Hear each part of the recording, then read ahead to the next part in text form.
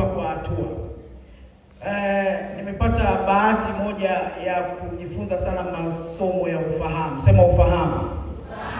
Biblia inasema kwa habari ya vita vyetu sisi si juu ya damu na nyama, bali ni juu ya falme, mamlaka, juu ya wakuu wa anga, si ndio? Na majeshi yote ya pepo wabaya.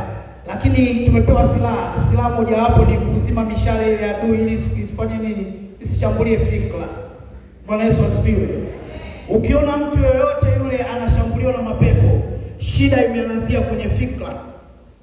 Amen. Kwa hiyo sasa tunachotaka tumsii Mungu Roho Mtakatifu atusaidie fikra zetu zikapate kuwa huru. Kwa sababu neno la Kristo lipo wazi. Nasema kwamba Bwana akiwaweka huru niye mnakuwa huru nini? Kweli kweli. Kwa ile kitendo cha kuokoka, Biblia inasema ishara hizi zinaambatana na wao waaminio.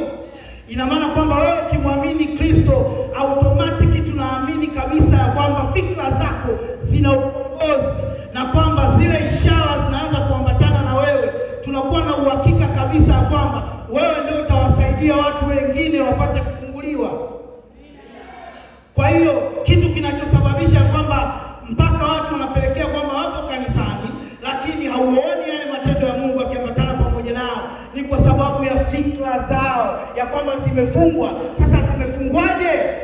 Zimefungwa kwenye neno la Mungu. Kwa sababu kama unapo wewe ukijua neno la Mungu litakuweka huru, usina maana utajua kweli yako, utajua haki yako, utatembea na haki yako, na ukitembea na haki yako si unakuwa na uwezo wa kupenya popote. Unajua kwamba mtu yote anayejua sheria hapa nchini Tanzania hana wasiwasi kama wewe. Mtu yote yule anayejua sheria za kimbingu hana wasiwasi. Kwa sababu gani? Anajua. Sasa wewe hapo unajua nini? Unafahamu kwamba uwezo wako wa kuona unaathiriwa sana na uwezo wako wa kujua mambo. Waswahili wanaposema kwamba kila mbuzi atakula kwa urefu wa kamba yake, hiyo kamba ni uwezo wako wa kujua mambo. Bwana Yesu asifiwe. Kwa hiyo kama uwezo wako ni mdogo, utaishia pale pale. Na sisi tuko hapa kwa ajili ya kusema kwamba kama mtumishi alivyosema, waliopindua ulimwengu kule wamekuja na huku, na kwa sababu Nazareti kuna jambo jema, basi tunabadilishana leo. Bwana Yesu asifiwe. Kwa hiyo tunaenda kudili zaidi na ufahamu, ili kwamba ukombozi ukifanyika kwenye ufahamu wako, popote utakapokanyaga unamwakilisha Kristo. Haleluya. Haleluya. Tunachohitaji ni kuhakikisha kwamba tunamwakilisha Kristo katika mambo yote. Amen. Kwa kweli notisi nilizoziandaa zote hazitatumika kwa sababu nimekutana na jambo la Nazareti. 17 Yohana 15 mstari ule wa 16 na 17. Kwa utaratibu maneno haya anasema hivi: si ninyi mlionichagua mimi. Sema sio mimi ndiye mchagua Kristo, bali Kristo ndiye aliyenichagua mimi. Okay, kwa hiyo kama sio mimi niliyemchagua Kristo, nipo mahali hapa kwa sababu yeye alinichagua. Na ukitaka kuona kwamba ni kweli, angalia kwenye familia yako. Kwa nini wanakupinga? Umekutana na Kristo. Kwa sababu si chaguo lako, kwa sababu chaguo lako walishalifanya wazazi wako kabla. Aidha ni katika dini yako au katika mazingira yoyote wale waliokukuza, ndio walishachagua kwa niaba yako. Lakini wewe unapokuja kufanya maamuzi mengine ambayo hayaendani na wao, ndio vinainuka vikwazo. Sasa kama ni Kristo aliyetuchagua, wasiwasi wa nini? Kwa sababu halikuwa chaguo lako. Upo hapa kwa sababu ya uchaguzi wa Kristo. Kwa hiyo ninakuwa na uhakika kwamba chochote nitakachokifanya mimi si kwa sababu mimi nataka, kwa sababu yuko aliyenichagua anataka kukamilisha.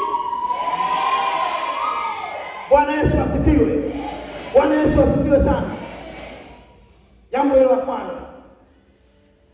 Anaendelea anasema hivi: bali mimi ndiye niliyowachagua ninyi nikawaweka mwende mkazae matunda. Sema nikawaweka ili mkazae matunda. Nikawaweka ili mkazae matunda. Wangapi kati yetu hapa wanatamani kuona kwamba ile kanisa ni kubwa sana? Okay, upo mahali hapa kwa sababu kuna mtu mmoja alisema ndio. Hiyo habari unayo? Kama askofu angekataa, pengine usingekuwa hapa. Mungu angetafuta njia nyingine na pengine msingekuwa nyie. Wangekuwa wengine, kwa sababu kile alichokiweka ndani yako ndio hichi ambacho anashare na wewe leo. Kwa lugha nyingine, wewe uko mahali hapa unatakiwa kuzaa. Nikwambie kwa nini uko hapa? Kwa sababu alipokuokoa wewe, alimwagiza mtu mmoja akasema hivi, enendeni ulimwenguni mkawafanye watu kuwa wanafunzi wangu. Kwa hiyo basi Kristo Yesu alipokuja akamwokoa askofu, akahakikisha kwamba askofu hawi peke yake, ili maono yaende vizuri, akamwita na mama waende pamoja. Akahakikisha kwamba wana uwezo wa kumanage hela, maana hata jengo hili kuwepo hapa ni management ya hela. Tunachotakiwa kufanya ni kuhakikisha kwamba tunaongezeka.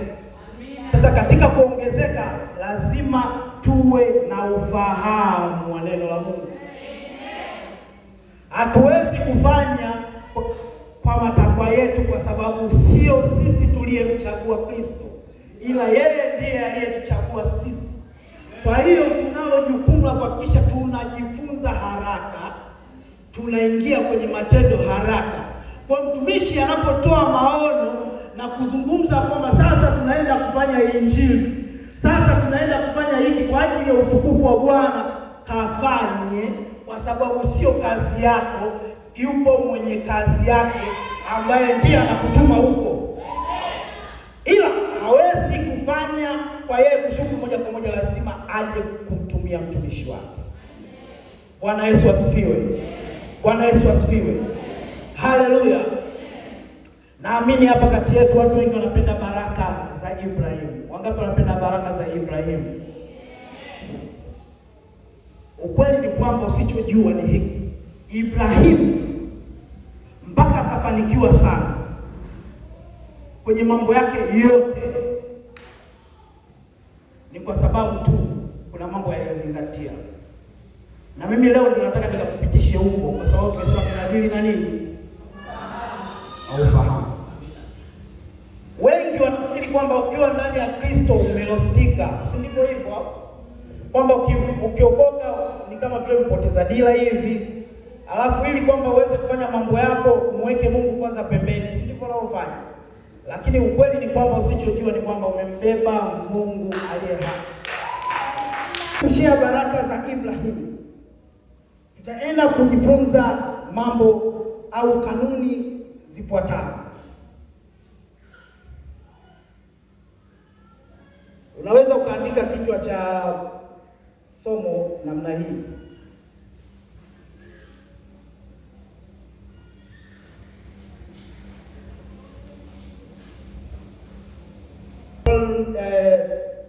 Kanuni za ufalme za kuishi baraka za Ibrahim leo. Andika hivyo tu, kanuni za ufalme za kuishi baraka za Ibrahim leo. Ibrahim ndiye aliyeonyeshwa habari ya ongezeko lake. Fahamu hilo. Bwana Yesu asifiwe. Yeye ndio aliambiwa aangalie nyota zile, alafu angalie na mchanga nini wa bahari, si ndio? Na Mungu alikuja akamwambia kitu kimoja, ni kwamba kama anavyoona, sawa, jinsi ambavyo anaona nyota zilivyo juu mbinguni na mchanga wa bahari, ndivyo kizazi chake kitakavyokuwa. Kipindi hicho alikuwa na mtoto mmoja tu ambaye anaitwa Isaka. Alikuwa hana mtoto before wakati anapewa maono. Kwa hiyo hakuwa na kitu chochote, lakini Mungu anamuonyesha maono makubwa sana, atakuwa na uzao mkubwa sana. Na hayo mambo alikuja kutokea kupitia Isaka. Japokuwa alikuwa na watoto wengine ambao wanasoma sana Biblia, lakini uzao tunaojua alitokea kwa nani? Kwa Isaka. Sasa wewe, ninataka nikwambie kitu kimoja, ni kwamba hivi Hutakiwi kutazama mazingira ulionayo sasa hivi ili kukamilisha kazi ya Mungu, kwa sababu aliyekuchagua ni Kristo mwenyewe na sio wewe. Amen. Tumesema leo tunaenda kutibu changamoto ya wengi sana wanatembea bila dira, hawajui wanapoenda. Ukweli ni kwamba ukiwa unaenda safari ambayo hauijui, ukitumia usafiri ambao hauijui, wala barabara ambao hauijui, hautafika unapotaka. Bwana Yesu asifiwe. Biblia inasema, walakini pasipo maono mtu hawezi kujizuia. Ili uweze kukamilisha maono, kuna mambo lazima njiani uweze kujizuia. Haleluya. Ukimwona mtu muoga kufanya biashara, anasema mimi siwezi kufanya biashara, maana yake anaogopa watu.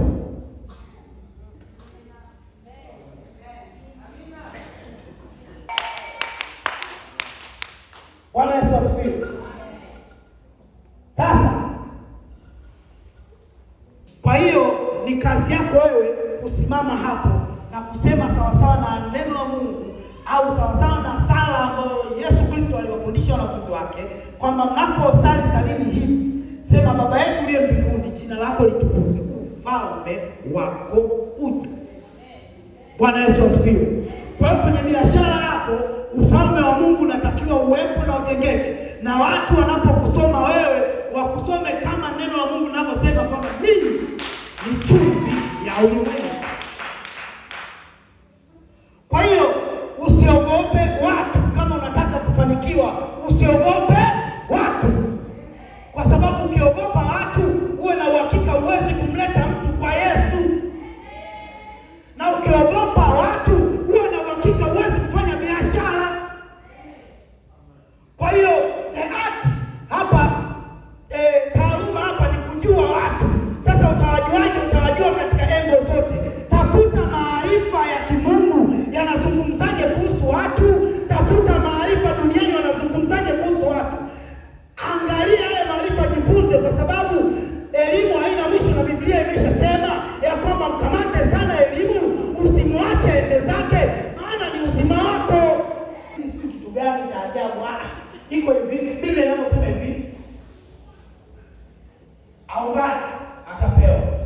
Kama mtu akikuomba afu kipo kwenye uwezo wa mikono yako, usimwambie njoo kesho. Si ndivyo Biblia inasema?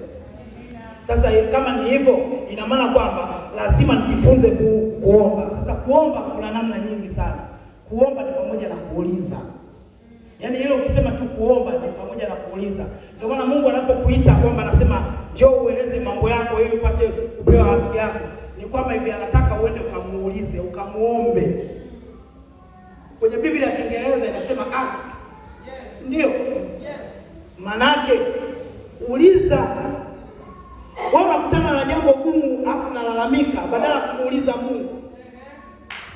Sasa kama Yesu angekuwa anaogopa mambo magumu, maana yake tusingekombolewa. Ndio maana katika vitu ambavyo Mungu alikaa kimya ni pale Yesu alipokutana na ugumu wa msalaba. Mungu akahakikisha kwamba amefunga mbingu, kwa sababu anaona kabisa alia ile ombi lake afanye tulichokusudia. Kwa hiyo kwenye magumu kuna njia. Alafu magumu hayajaja kwa ajili ya kukandamiza wewe, yamekuja kukusaidia. Chanya negative, na sasa tunapandikiza fikra positive, na kwamba popote unaposimama uwe na uhakika kwamba Yesu aliyekuchagua wewe yupo ndani yako na anafanya kazi ndani yako na anatembea na wewe popote ulipo, yupo na wewe, na kwa sababu hiyo huna cha kuogopa.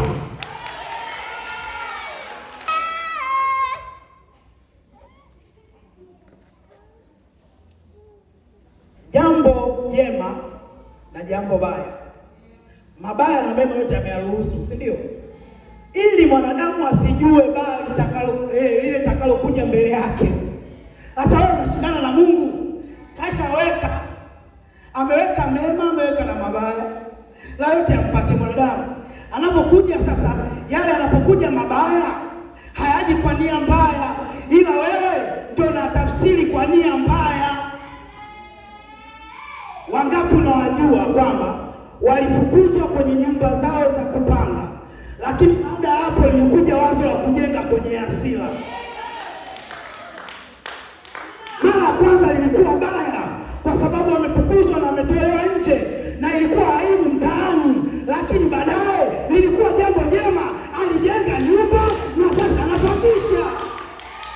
Sasa wao unasemaje? Baya limekuja kwa ubaya, limekuja kwa wema. Muda mwingine Mungu anaangalia, anaona kabisa kwamba kwa sababu akili yako haishtuki na kusogezea.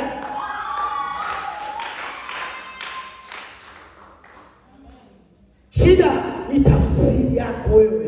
Unapokutana na changamoto unaitafsiri kwa namna ambayo sio ya kimungu.